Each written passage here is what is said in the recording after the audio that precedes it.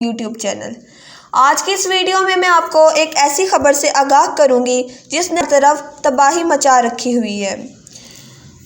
آگے بڑھنے سے پہلے آپ سے درخواست ہے کہ اگر آپ میرے یوٹیوب چینل پر نئے ہیں یا آپ نے ابھی تک میرا یوٹیوب چینل سبسکرائب نہیں کیا تو برائے مہربانی سبسکرائب کر دیں تاکہ آپ میری ہر نئی ویڈیو سے آگاہ رہیں۔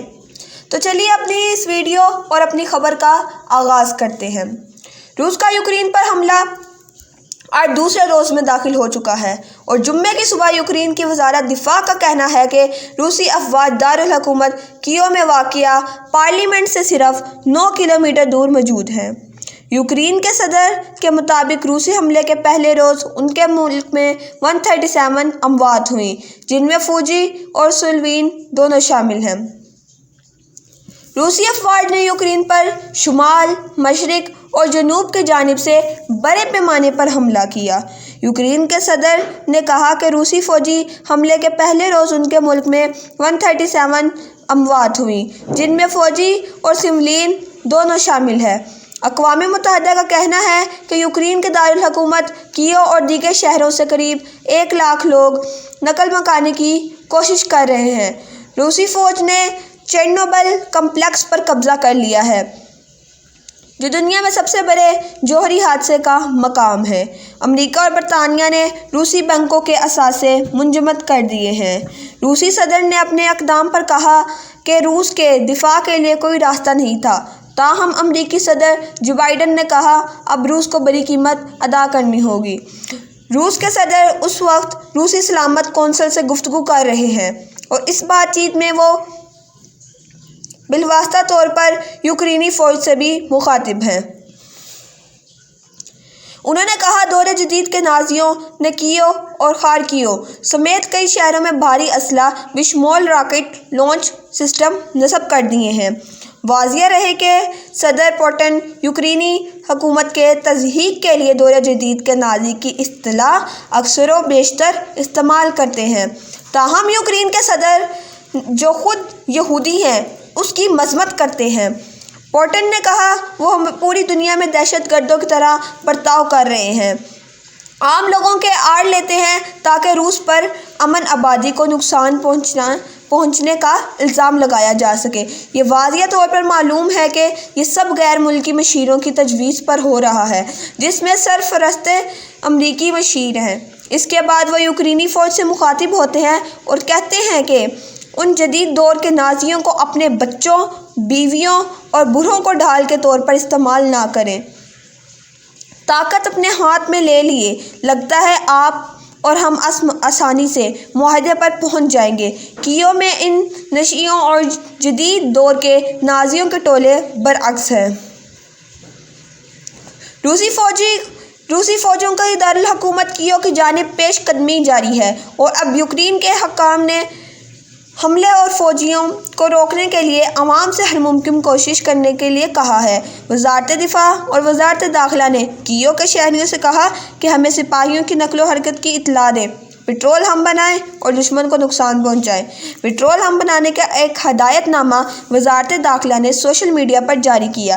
وزیر داخلہ کے مشیر نے کہا کہ کیو میں تمام رضاکاروں کو 18,000 بندوقیں دی گئیں، ان سب کو جو اسلحے کے ساتھ ہمارے دارالحکومت کا دفاع کرنا چاہتے ہیں۔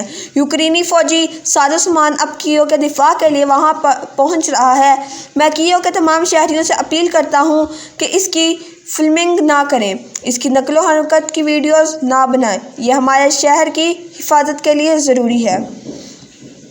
کیو میں رہنے والے نے گزشتہ رات ایک شیلٹر میں گزار دی۔ وہ کہتے ہیں کہ ہم لوگوں کی آنکھ 3 بجے میزائل حملے کے باعث کھلی۔ میں فوراً اپنے گھر والوں کو ہم شیلٹر میں لے گیا جو ایک قریبی اسکول کے نیچے بنایا گیا۔ انہوں نے کہا وہ دور مسلسل گولہ باری کی آواز سن سکتے ہیں، مگر وہ کہتے ہیں کہ کل رات دھماکے بہت طاقتور تھے، اس سے پچھلی رات سے بھی زیادہ۔ وہ بتاتے ہیں کہ گھبراہٹ کے بعد آپ سو نہیں پائیں گے، کھا نہیں پائیں گے، ہم شکل پانی نہیں پی پائیں گے۔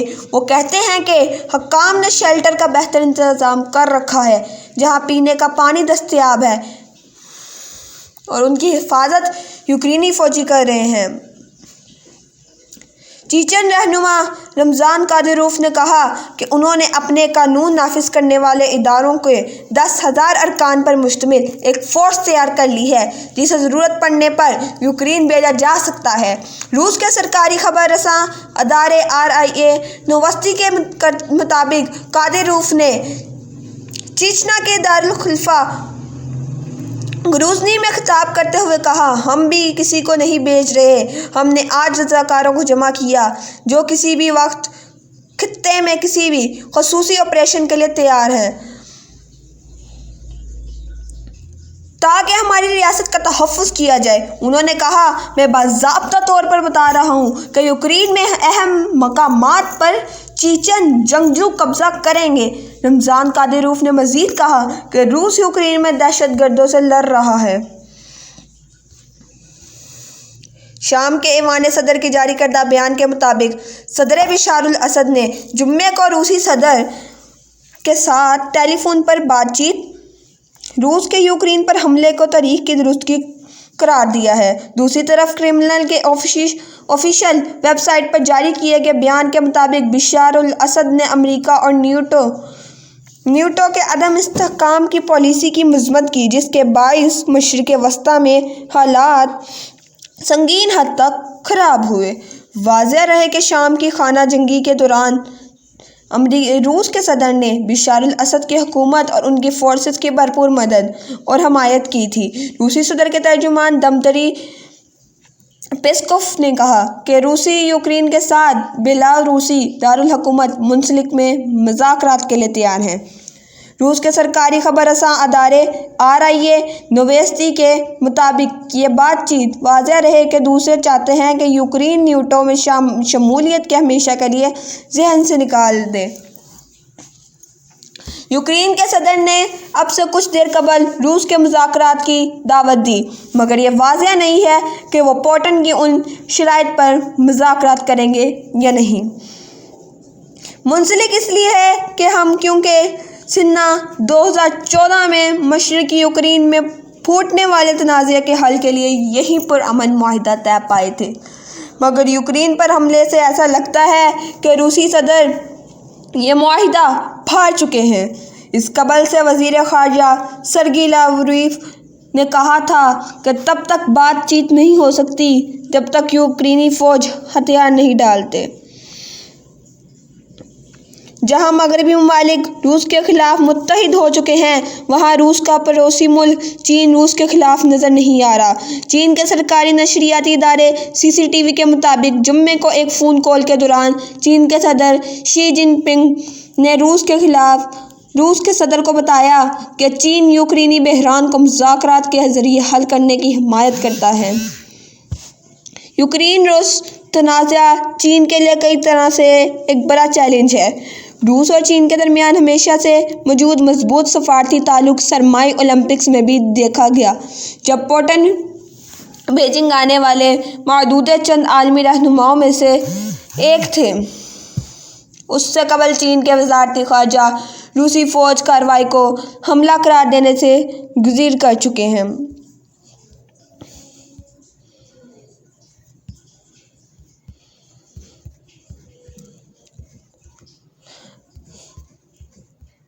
کیو جانے والی ٹرین کے چند مسافروں سے بات چیت۔ میں مشرق شہر دنپارو سے شمال میں واقع دارالحکومت کیو جانے والی ٹرین میں سوار ہوں۔ زیادہ تر لوگ کیو جانے کے بجائے وہاں سے نکلنے کی کوشش کر رہے ہیں، چنانچہ کچھ ہوگیاں بالکل خالی ہیں۔ کچھ مسافر مجھے بتاتے ہیں کہ روسی فضائی حملوں کے باوجود کیو جا رہے ہیں۔ ویلنٹینیا نامی میں ایک اسکول ٹیچر اپنی 12 سال پوتی اور بونیا نامی اپنی بلی کے ساتھ کیو جا رہے ہیں۔ ان کا کہنا ہے کہ وہ دنیپر میں سے 80 کلومیٹر دور پاولوگراڈ میں رہتی ہیں جہاں ایک بڑی کیمیائی پلانٹ موجود ہے۔ انہیں خوف یہ ہے کہ روس کا اگلا ہدف ہو سکتا ہے، اس لیے ان کے خاندان نے فیصلہ کیا کہ وہ بچی کو کیو واپس پہنچا دیں گے، بعد میں کسی اور جگہ منتقل ہونے کا ارادہ رکھتے ہیں۔ پاس ہی ایک فلم ڈائریکٹر بیٹھے ہیں۔ وہ ادیوکا نامی شہر میں روسی فوجوں سے لڑنے والی یوکرینی فوجیوں کی فلم بندی کرتے ہیں۔ یہ شہر مشرقی خطے دونباس میں واقع ہے جسے ماسکو نے رواں ہفتے آزاد قرار دے دیا ہے۔ انہوں نے مسکراتے ہوئے کہا، میں آپ کو ٹھیک سے سن نہیں سکتا، میں گولہ باری کی وجہ سے تقریباً بہرا ہو چکا ہوں۔ وہ کہتے ہیں کہ یہ تحریک ساز لمحات ہیں اور کسی محفوظ مقام پر نہیں رہ سکتے۔ کیو کے قریب جہاں انتو ایئرپورٹ پر لڑائی ہو رہی ہے وہاں قریب ہی ان کا خاندان رہتا ہے۔ اس کے بعد وہ سوچیں گے کہ کہاں جانا ہے۔ وہ کہتے ہیں کہ ہم فلم ڈائریکٹر، رائٹر،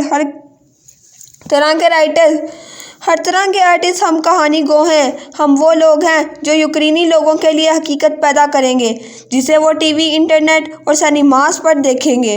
تو مستقبل میں یہ حقیقت کیسے نظر آئے گی؟ یہ ہم پر منحصر ہے۔ یوکرین کے صدر نے روس کے صدر سے کہا کہ وہ یوکرین میں جنگ کے خاتمے کے لیے مذاکرات کے میز پر آئیں۔ انہوں نے یوٹیوب پر جاری اپنے پیغام میں روسی زبان میں کہا، میں روس کے صدر سے مخاطب ہونا چاہتا ہوں۔ پورے یوکرین میں جنگ ہو رہی ہے، آئیں مذاکرات کی میز پر بیٹھیں تاکہ لوگوں کی موت کو روک سکیں۔ اس کے بعد انہوں نے یوکرینی افواج سے کہا وہ قدم جمائے رکھیں۔ زیلنسکی نے یوکرینی زبان میں اپنے فوجی سے کہا، آپ ہی ہمارا سب کچھ ہیں، آپ ہی ہماری ریاست کے محافظ ہیں۔ ہم گزشتہ رات مشرقی یوکرین کے خطے دونباس سے مرکزی شہر دنیپرو گئے جہاں توقع کی جا رہی ہے کہ روسی فوجی وہاں پیش قدمی کریں گے۔ یہاں پہلے ہی الگ مورچوں پر روسی فوجیوں کے یوکرینی فوجیوں کے ساتھ جھڑپیں جاری ہیں۔ دونباس میں اگلے مورچے 8 سالوں سے قائم ہیں مگر روسی فوجیوں اب آگے بڑھ کر زیادہ سے زیادہ علاقے پر قبضہ کرنے کی کوشش کر رہے ہیں۔ کل ہم نے پورا دن تھوڑے تھوڑے وقفوں سے دھماکوں کی آوازیں سنی۔ تقریباً 7,000 لوگ دونباس سے خصوصی ٹرینوں کے ذریعے نسبتاً محفوظ علاقوں کی جانب جا چکے ہیں۔ ہم نے دونباس سے بہت سی گاڑیوں کو بھی سڑک پر دیکھا۔ جب ہم ایک نمایاں شہر پاولگراد سے گزر رہے تو ہم فوجیوں اور مزدوروں کو بھاری مشینیں اٹھائے ایک بڑی چوکی تیار کرتے ہوئے دیکھا۔ وہ بڑے کنٹینر بلاکس اور ریت کی بوریوں کی مدد سے مورچہ بندی کر رہے تھے روسی فوجیوں کے ملک میں مغرب کی طرف سے پیش قدمی کو روکا جا سکے۔ دریائے دنیپر کے پاس قائم شہر دنیپرو اسٹریٹجک حیثیت کی حامل ہے۔ اس شہر کے جنوب میں اور شمال میں خارکیو کی طرف بھی لڑائی جاری ہے اور لوگ مستقبل کے بارے میں فکر مند ہیں۔